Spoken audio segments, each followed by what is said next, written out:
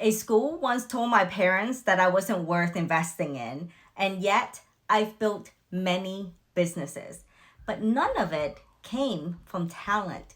It came from a lie, or maybe a very beautiful, intentional truth.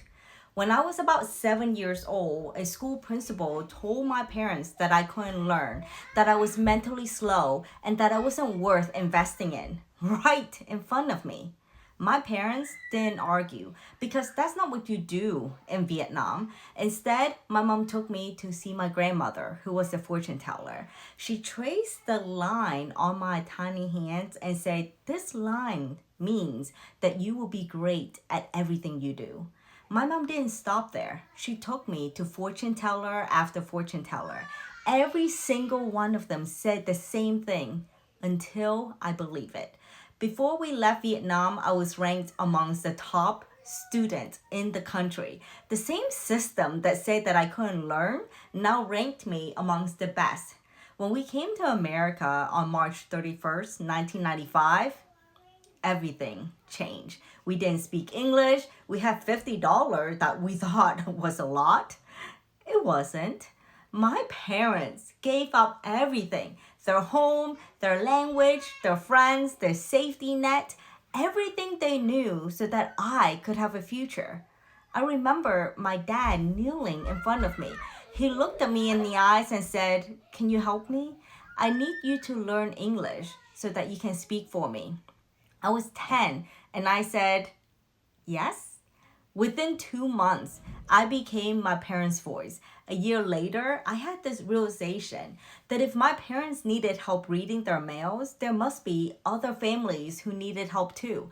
So I opened the white page and I started calling Vietnamese last name and I said, "Hi, I can help you read your mail so that you don't miss something important or get taken advantage of." That was in 1996, and I charged $10 an hour. And guess what? They said yes, and that became my very first business. And I've built many more since then. But when I really think about it, none of it came from talent. It came from belief because someone gave me certainty about who I was before the world has a chance to tell me who I wasn't.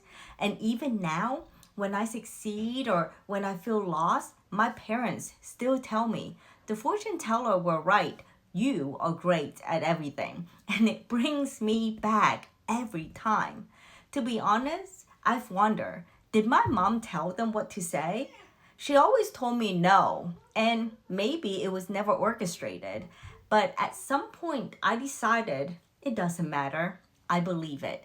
And that belief became who I am. Now that I'm a mom, every year on March 31st, I ask myself, how do I ever live up to what my parents did? They crossed an ocean, they gave up everything. But I came to realize that that wasn't the greatest gift they gave me. They gave me identity before the world had a chance to take that away. They believe in my greatness and they protected that belief.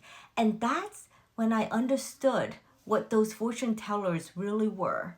They were the original conspiracy of kindness. So I don't have to cross an ocean for my daughter, but I do have to protect her identity from the world that will try to break her. And that's what Draw for a Dream is. It's giving a child permission to believe in their own power. It's me recreating the moment that shaped my entire life. A room full of adults coming together to give a child one moment of certainty. I matter. I made a difference. I am capable. Because if a child has that moment, they'll hold on to it, just like I did. And when the world gets hard, when someone tells them they're not enough, they'll remember. And maybe they do something great because they believe they can. And that belief changes everything. I didn't struggle to become who I am. I grew into who I believe I could be. So when Kaylin looked at me and said she wanted to end childhood cancer by drawing, in that moment, I remembered the fortune tellers and I realized this is how it begins. So I said, yes, let's do it. We'll call it Draw for a Dream.